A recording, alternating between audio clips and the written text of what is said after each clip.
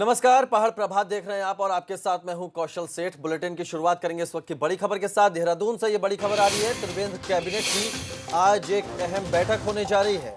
देहरादून से बड़ी खबर, त्रिवेंद्र कैबिनेट की बैठक आज है सुबह 11 बजे सचिवालय में ये बैठक होगी और इस बैठक में स्वास्थ्य से जुड़े कई फैसलों पर मोहर लग सकती है। तो बड़ी खबर, त्रिवेंद्र कैबिनेट की बैठक है आज सुबह 11 बजे सचिवालय में ये बैठक होगी और इस बैठक में स्वास्थ्य से जुड़े कई अहम फैसले लिए जा सकते हैं। इसके अलावा पीडब्ल्यूडी, पर्यटन और परिवहन से जुड़े फैसले भी लिए जा सकते हैं।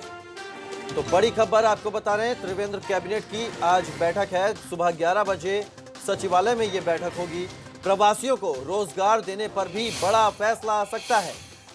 रवि केंतुरा हमारे संवाददाता इस खबर पर ज्यादा जानकारी के साथ जुड़ गए। रवि, सुबह 11 बजे सचिवालय में यह बैठक होगी। स्वास्थ्य को लेकर तो फैसले लिए ही जा सकते हैं, साथ ही प्रवासियों को रोजगार का एक बड़ा फैसला लिया जा सकता है। विस्तार से समझाइए।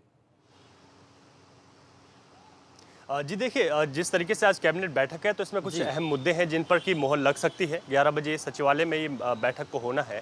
सबसे बड़ी बात है कि जो नागरिक वापस लौट रहे हैं उत्तराखंड, उन लोगों को कैसे यहीं पर रोजगार दिया जा सके, क्योंकि यहाँ की सबसे बड़ी समस्या है पलायन। लेकिन इस बार रिवर्स पलायन हुआ है। लोग अपने गाँव लौटे हैं, यहाँ वो सुरक्षित जगह मानते हैं।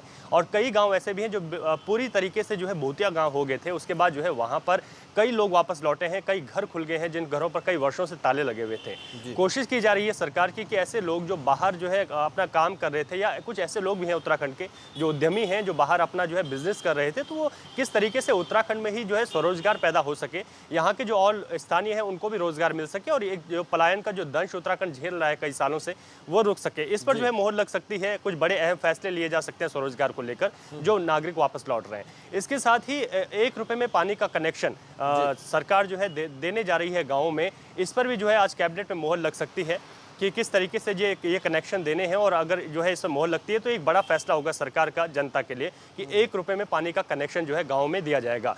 इसके साथ ही पीडब्ल्यूडी है, स्वास्थ्य विभाग की आपने जिस तरीके से जिक्र किया, क्योंकि कोविड का भी दौर है, ऐसे में किस तरीके से कुछ अहम फैसले लेने हैं उन पर भी जो है मोहर लग सकती है। तो तमाम ही चीज़ें हैं। कुंभ को लेकर जो है अहम फैसले लिए जा सकते हैं, क्योंकि कुंभ होना है और जिस तरीके से कोविड का दौर चल रहा है, जैसे कांवड़ यात्रा को रोका गया, किसी जो है इस यात्रा को जो है इस समय कराना जो है बिल्कुल भी सुरक्षित नहीं था। तो ऐसे में कुंभ एक बहुत बड़ी चुनौती है सरकार के सामने। उस पर किस तरीके से काम करना है, क्योंकि लगातार कुंभ के काम चल रहे हैं, वहां पर किस तरीके से फैसले लेने हैं और किस तरीके से जो है कुंभ के कामों को सुचारू करना है, उस पर मोहर लग सकती है। तो आज जो कैबिनेट है ये काफी महत्वपूर्ण है, जिस पर जो है सभी की निगाहें भी टिकी हैं, प्रदेश की भी। किस तरीके से कुछ जो है नए संशोधन किए जा सकते हैं, कुछ मोहर लग सकते हैं, कुछ नियमावली हैं, उन नियमावलियों में भी आज जो है संशोधन हो सकता है। तो इसी को लेकर जो है आज एक अहम बैठक 11 बजे रखी गई है, जिसमें अहम फैसले होंगे। और उसके बाद जो है जो शासकीय प्रवक्ता है मदन कौशिक, वो प्रेस को ब्रीफिंग करेंगे कि आज क्या क्या अहम फैसले कैबिनेट में जिस तरह से प्रवासी भारी तादाद में उत्तराखंड लौटे हैं, जैसा आपने भी जिक्र किया, तो जो गांव में जो प्रवासी लौटे हैं तो कहीं ना कहीं उनके सामने रोजगार की भारी दिक्कत थी। ऐसे में अगर सरकार उनके प्रवासियों के रोजगार को लेकर कोई फैसला लेती है तो कहीं ना कहीं इससे प्रवासियों को तो राहत मिलेगी, लेकिन उत्तराखंड में जो पलायन का दंश जो उत्तराखंड झेल रहा था उसमें काफी कमी आएगी। जी बिल्कुल, देखिए पलायन जिस तरीके से हम लगातार बताते रहे हैं कि पलायन एक उत्तराखंड के लिए बड़ा नासुर है। यहाँ के कई गांव जो है खाली हुए, जिसकी मुख्य वजह यही थी। एक तो खास तौर पर पहाड़ों में वहाँ पर एक अच्छी शिक्षा नहीं है, पहाड़ों में जो है कोई रोजगार के संसाधन नहीं है। लेकिन एक ऐसा वक्त है जो कोरोना ने लौटाया है वापस, जहाँ पर जो लोग कई वर्षों से अपने गाँव नहीं आए थे वो अपने गाँव आए हैं। ऐसे में इन लोगों को यहाँ पर कैसे रोकना है, उसके लिए स्वरोजगार पैदा करना होगा। कुछ जो है पहाड़ों तक जो है कुछ ऐसा रोजगार पहुँचाना होगा जहाँ पर जो बाहरी लोग आए हैं वो यहाँ पर रुक सकें और तमाम जो है जो पलायन है वो रुक सके। तो इसको लेकर क्या अहम फैसले सरकार लेती है, क्योंकि जो पलायन आयोग बनाया गया है वो भी समय समय पर अपनी रिपोर्ट जो है सरकार को देता रहा है कि इन जिलों से ज़्यादा पलायन हुआ है। और यहाँ पर जो है जो रिवर्स पलायन की अगर हम बात कर रहे हैं कोविड के दौर में, तो इन लोगों को रोकने के लिए यहाँ पर रोजगार की बहुत आवश्यकता है। तो ये जो दौर है यहाँ पर सरकार के कुछ अहम फैसले काम आ सकते हैं और लोग यहाँ पर रुक सकते हैं और जो पलायन है वो कहीं ना कहीं उसको रोका जा सकता है। जो रिवर्स पलायन हुआ है, जो लोग वापस लौटे हैं, कैबिनेट की मीटिंग होगी उसमें कई अहम फैसले लिए जा सकते हैं। आप रवि हमारे साथ बने रहिएगा, आगे भी खबरों में आपसे अपडेट लेते रहेंगे। फिलहाल एक बड़ी खबर आपको बताते हैं, उत्तराखंड में भारी बारिश का अलर्ट जारी किया गया है। उत्तराखंड में भारी बारिश का अलर्ट जारी किया है। अगले 8 दिन तक भारी बारिश की चेतावनी जारी की गई है। तो मौसम विभाग ने अगले 8 दिन तक भारी बारिश की चेतावनी जारी की है। देहरादून, उत्तरकाशी और टिहरी में बारिश हो सकती है। उत्तराखंड में भारी बारिश का अलर्ट जारी किया गया है। अगले 8 दिन भारी बारिश की चेतावनी जारी की गई है। इससे पहले भी लगातार मौसम विभाग चेतावनी जारी करता रहा है। भारी बारिश को लेकर अब देहरादून, उत्तरकाशी और टिहरी में भारी बारिश हो सकती है। नैनीताल, पिथौरागढ़ में भी बारिश की चेतावनी मौसम विभाग ने जारी की है। 1 जुलाई से बात करें तो 1 और 2 जुलाई में भी बहुत एक्टिविटी नहीं है प्रदेश में। कुमाऊं क्षेत्र में मैं कहूँगा, या जो अंदर के हमारे डिस्ट्रिक्ट से हैं उनमें थोड़ी बहुत एक्टिविटी रहेगी। स्कैटर्ड तक आप कह सकते हैं, कुछ जगहों तक में हल्की मध्यम तक की।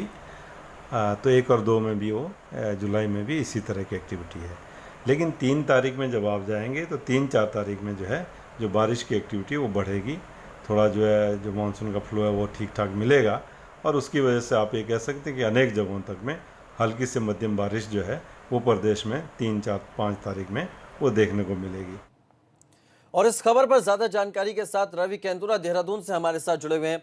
रवि, मौसम विभाग लगातार भारी बारिश की चेतावनी जारी कर रहा है। एक बार फिर 8 दिनों तक भारी बारिश की चेतावनी जारी की है, लेकिन मानसून की पहली ही बारिश में कई तरह की पोल जो है वो खुल गई है। व्यवस्था किस तरह की है वो देखने को मिली, लोगों को काफी परेशानी हो रही है।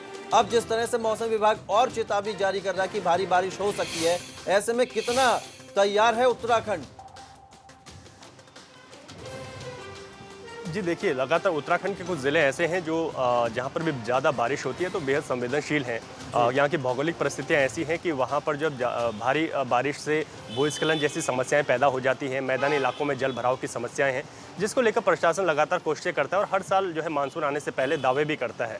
लेकिन शुरुआत की बारिश हुई है, करीब 23 जून के आसपास जो है मानसून इस बार उत्तराखंड में पहुँचा था, और उसके बाद जो है लगातार जो है बारिश का सिलसिला उत्तराखंड में जारी है।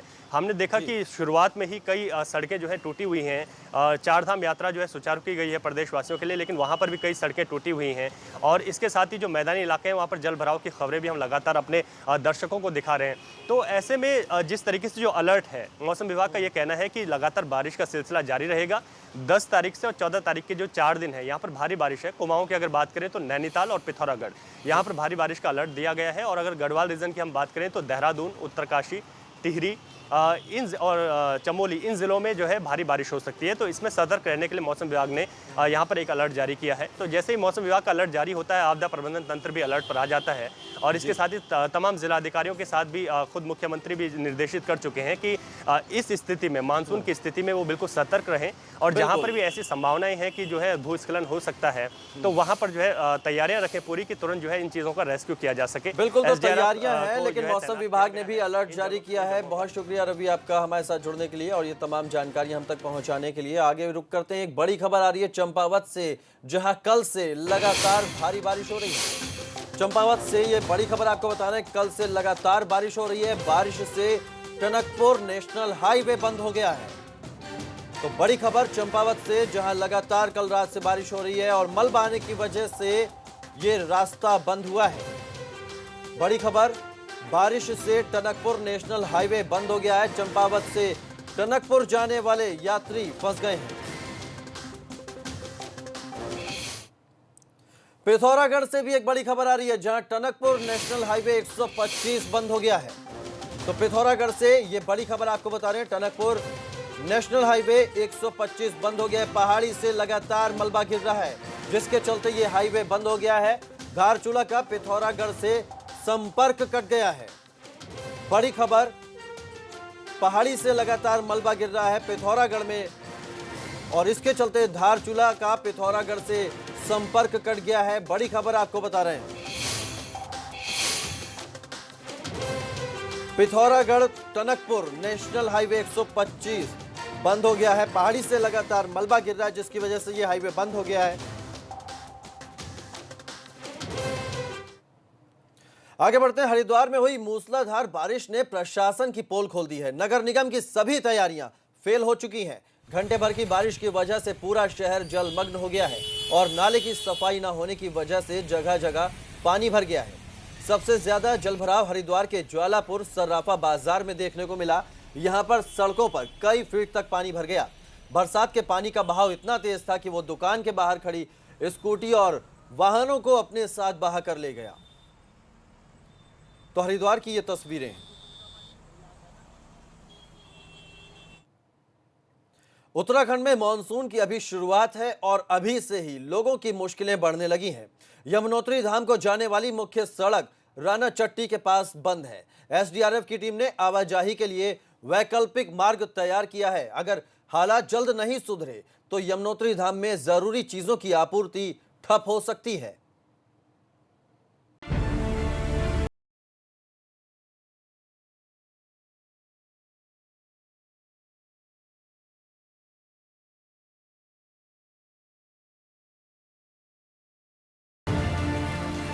उत्तराखंड में मानसून की पहली ही बारिश मुसीबत लेकर आई है। बड़कोट में यमुनोत्री धाम को जाने वाली मुख्य सड़क पूरी तरह से धंस गई है। इस जगह पर तो सड़क का नामो निशान ही मिट गया है। एसडीआरएफ के जवान मलबा साफ करने में जुटे हैं। फिलहाल सिर्फ पैदल चलने लायक ही रास्ता बनाया जा सका है।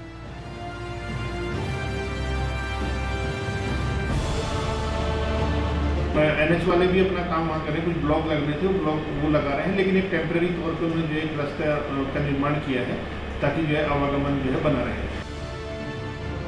यमुनोत्री जाने वाले नेशनल हाईवे की हालत देखिए, यहाँ गहरी खाई बन गई है।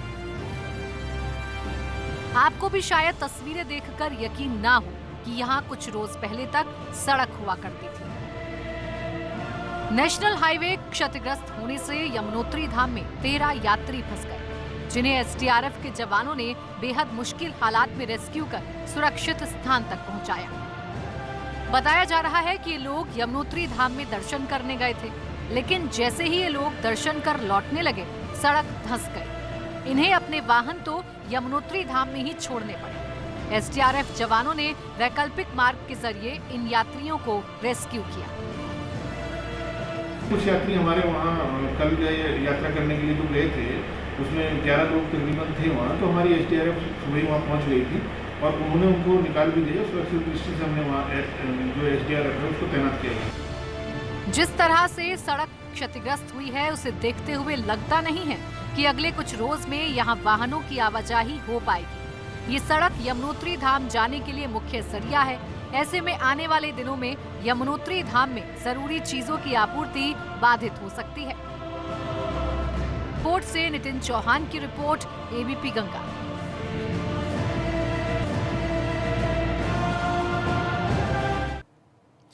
उत्तरकाशी में कुछ मवेशी पिछले कई दिनों से भागीरथी नदी के पार फंसे हुए थे, जिन्हें एसडीआरएफ ने रेस्क्यू कर लिया है। एसडीआरएफ के जवानों ने अपनी जान हथेली पर रखकर 12 मवेशियों को सुरक्षित निकाल लिया।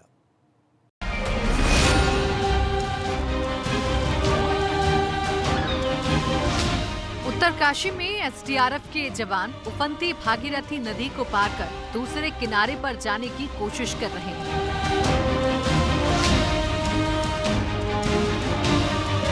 एसडीआरएफ जवानों को नदी की दूसरे छोर पर फंसे कुछ मवेशियों को सुरक्षित लाने का टास्क मिला है। बताया जा रहा है कि मवेशी पिछले 10 दिन से नदी के उस ओर फंसे हुए थे। एसडीआरएफ का एक जवान इस काले रंग की गाय को नदी पार कराने के लिए लेकर आता है। पहले तो ये गाय नदी का बहाव देखकर डर जाती है, लेकिन फिर वो आगे बढ़ जाती है। आखिरकार गाय नदी को सुरक्षित पार कर लेती है।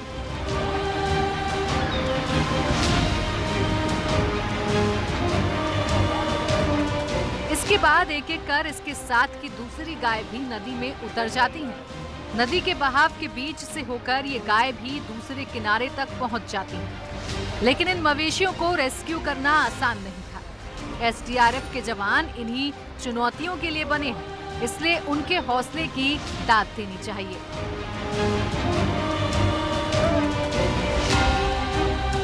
भागीरथी नदी में ग्राम सभा किरसारी के 4 मवेशी है जो भागीरथी नदी में फंस चुके थे, जिस कारण स्थानीय लोगों ने मुझराजेश रावत को दूरसंचार के माध्यम से अवगत करवाया गया था। तत्काल मौके पर एसडीआरएफ और मुझराजेश रावत द्वारा भागीरथी नदी से 4 मवेशियों का रेस्क्यू कर उन्हें जो निकाल दिया गया है। हालांकि यहाँ से भागीरथी नदी का काफी जलस्तर बढ़ चुका था, काफी दिक्कतों का सामना करना। उत्तरकाशी में पिछले 2 दिनों से लगातार बारिश हो रही है, जिस वजह से नदियों का जलस्तर बढ़ गया है। जब ये मवेशी नदी के पार गए थे तब नदी सूखी हुई थी, लेकिन बारिश से नदी का जलस्तर बढ़ गया, जिससे नदी के दूसरे छोर पर फंस गए थे। उत्तरकाशी से दिग्वीर बिष्ट की रिपोर्ट, एबीपी गंगा।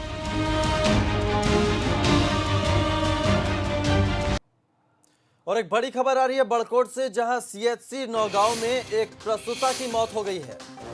बड़ी खबर आपको बता रहे हैं, बड़कोट से सीएचसी नौगांव में प्रसूता की मौत हो गई है। मौत से गुस्साए परिजनों ने हंगामा किया है और हंगामे की वजह है डॉक्टरों पर परिजनों ने इलाज में लापरवाही बरतने का आरोप लगाया है।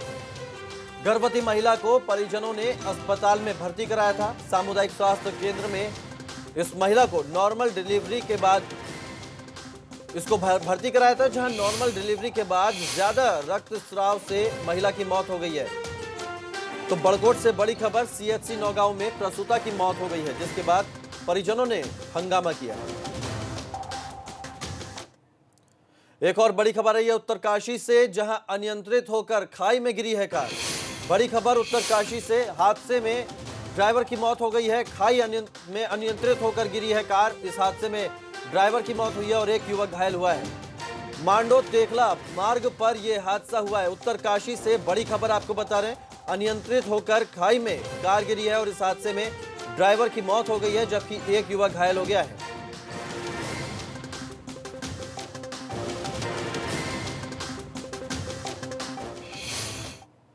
और अब रुक करते हैं देहरादून से। एक बड़ी खबर आ रही है, जहां भाजपा की मुख्य पत्रिका में कई गलतियां मिली हैं।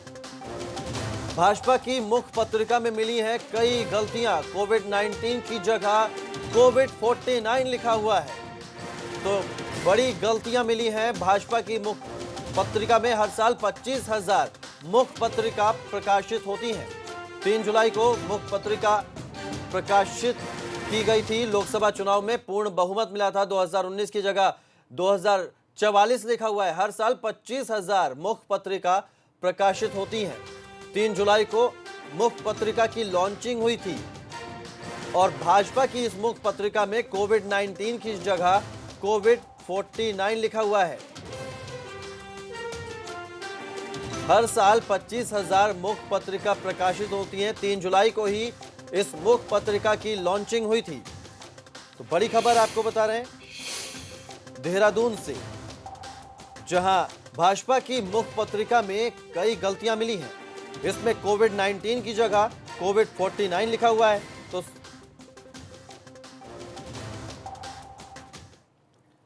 आगे बढ़ते हैं। देहरादून में नेपाल का रहने वाला एक युवक हाई टेंशन टावर पर चढ़ गया। बताया जा रहा है कि युवक नेपाल का रहने वाला है। ये अपने घर जाने की मांग कर रहा है, लेकिन कोरोना और नेपाल के साथ हुए विवाद की वजह से ये अपने घर नहीं जा पा रहा है।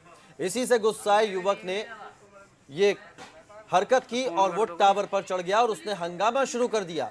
गनीमत ये रही कि जब ये टावर पर चढ़ा उस वक्त हाई टेंशन लाइन में बिजली की सप्लाई नहीं थी, वरना ये युवक करंट की चपेट में आ सकता था। और आप देख सकते हैं नेपाल का रहने वाला ये युवक है जो हाई टेंशन इस टावर पर चढ़ गया है। ये घर भेजे जाने की मांग कर रहा था, लेकिन कोरोना काल और नेपाल से जो सीमा को लेकर विवाद चल रहा था उसके चलते ये घर नहीं जा पा रहा था और इसी बात से गुस्सा होकर ये इस हाई टेंशन लाइन के टावर पर चढ़ गया। लेकिन गनीमत ये रही कि जिस वक्त ये टावर पर चढ़ा उस वक्त जो बिजली है उसकी सप्लाई नहीं थी।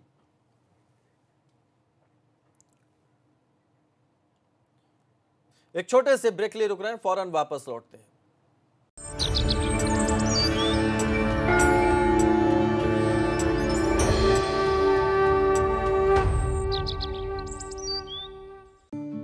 अब पापा का पेंडिंग बर्थडे गिफ्ट भी मिलेगा और जुम्बा क्लास के लिए नए जूते भी, क्योंकि अपनी दुकान में मिलेंगे आपकी जरूरतों के सारे सामान पूरी हिफाजत के साथ।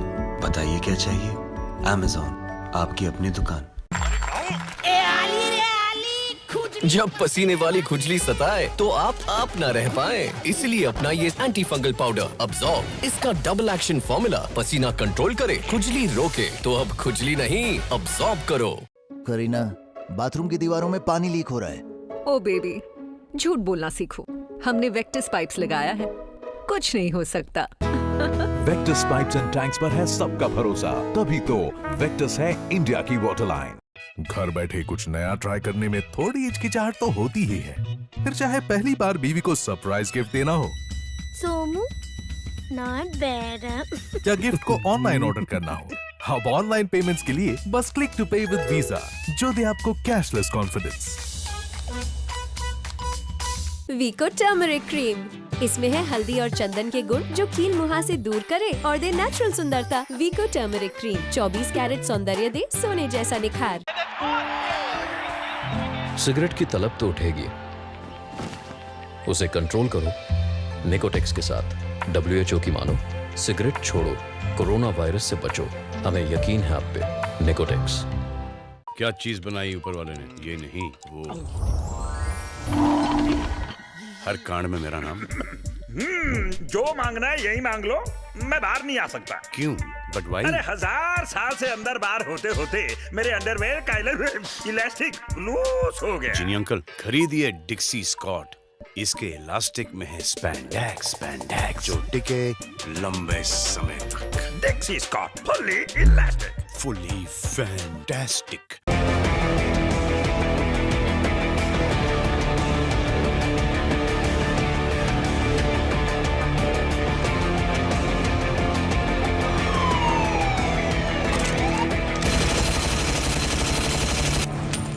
High alert presented by Kentaro, जो देता है सबसे शुद्ध पानी। उत्तर प्रदेश और उत्तराखंड का अपना Hindi news channel ABP Ganga अब उपलब्ध है डिश टीवी के चैनल नंबर 712 यानी 712 और D2H के चैनल नंबर 888 यानी 888 पर। तो देखते रहिए एबीपी गंगा, खबर आपकी, जुबान आपकी।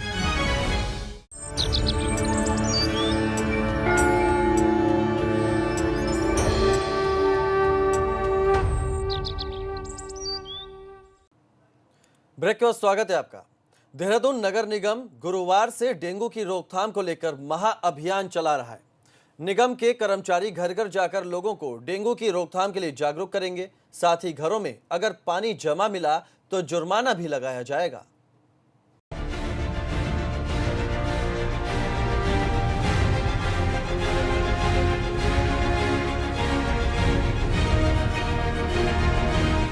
मॉनसून सीजन शुरू होते ही देहरादून नगर निगम को डेंगू के डंक से खतरा है। डेंगू की रोकथाम के लिए नगर निगम की तरफ से शहर में महाअभियान शुरू किया गया है। निगम के कर्मचारी घर घर जाकर लोगों को डेंगू की रोकथाम के लिए जागरूक करेंगे। बृहस्पतिवार यानी डे आफ्टर टुमारो से हम एक बहुत व्यापक अभियान इसका शुरू करने जा रहे हैं। इसमें 10-10 वार्डों में हम प्रतिदिन इसको कवरेज करेंगे और इसमें हमारी करीब 200 लोगों की टीम लगेगी। एक एक वार्ड को हेड करेगा हमारा एक सीनियर ऑफिसर, एक इंस्पेक्टर, 4 सुपरवाइज़र और करीब 15 से 20 हमारे कर्मचारी। ये लोग एक एक घर में जाकर लोगों को जागरूक भी करेंगे, साथ ही साथ ये रिक्वेस्ट करेंगे कि उनके घर का वो एक निरीक्षण भी करेंगे। नगर निगम का कहना है कि अगर किसी घर में पानी जमा मिला तो ऐसे लोगों पर जुर्माना भी लगाया जाएगा। निगम का कहना है कि ऐसे घरों के मालिकों के खिलाफ 500 से 5000 तक चालान किया जाएगा। गमले होते हैं, वहाँ पानी तो नहीं रुका है, जो कूलर हैं उसमें पुराना पानी तो नहीं है, पुराने टायर हैं और छतों पर जो कहीं पानी किसी पुराने डिब्बे में तो नहीं है, ये चेकिंग भी करेंगे। और जो हमारे ख़ास करके कॉमर्शियल प्रॉपर्टीज़ हैं जो उसमें बेसमेंट बना रखे हैं, क्योंकि पिछले दिनों हम लोगों ने 2 बड़े चालान हॉस्पिटल्स पे किए थे जिनके बेसमेंट में काफ़ी पानी था, तो ये भी हम करेंगे। देहरादून में पिछले साल डेंगू ने कहर बरपाया था। नगर निगम की अधूरी तैयारी और लापरवाही आम लोगों पर काफी भारी पड़ी थी। अधिकारी दावे करते रहे और डेंगू कहर बरपाता चला गया। इस बार तो चुनौती कहीं और बड़ी है, क्योंकि कोरोना की वजह से सरकारी मशीनरी पहले से ही संसाधनों की कमी से जूझ रही है। जाहिर है इस बार नगर निगम को सिर्फ कागजी काम के बजाय ग्राउंड पर उतरकर काम करना होगा। देहरादून से रवि कैंतुरा की रिपोर्ट, एबीपी गंगा। पर्यटन मंत्री सतपाल महाराज चीन के नेताओं की बुद्धि शुद्धि के लिए रामायण भेज रहे हैं। सतपाल महाराज का कहना है कि जिस तरह से चीन विस्तारवादी सोच के साथ काम कर रहा है, उसे रामायण से सीख लेनी चाहिए। उनसे आग्रह है कि इस रामायण ग्रंथ को वो इसका अवलोकन करें, इसे पढ़ें। इसमें रावण के बारे में लिखा गया है काश ये अच्छा होता कि रामायण से वो कुछ सत्शिक्षा लें।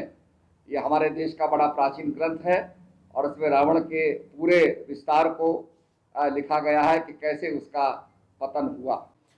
शिक्षा मंत्री और पिथौरागढ़ के प्रभारी मंत्री अरविंद पांडे ने पौधारोपण कार्यक्रम में हिस्सा लिया। इस दौरान अरविंद पांडे ने पौधा लगाकर जिले में पौधारोपण कार्यक्रम की शुरुआत की। शिक्षा मंत्री ने कहा कि हर किसी को एक पौधा जरूर लगाना चाहिए। साथ ही उन्होंने कहा कि अब जिले में अटल उत्कृष्ट विद्यालयों की स्थापना की जानी है। विधायक जी, अन्य मंचासीन सभी पदाधिकारी, हमारे जनपद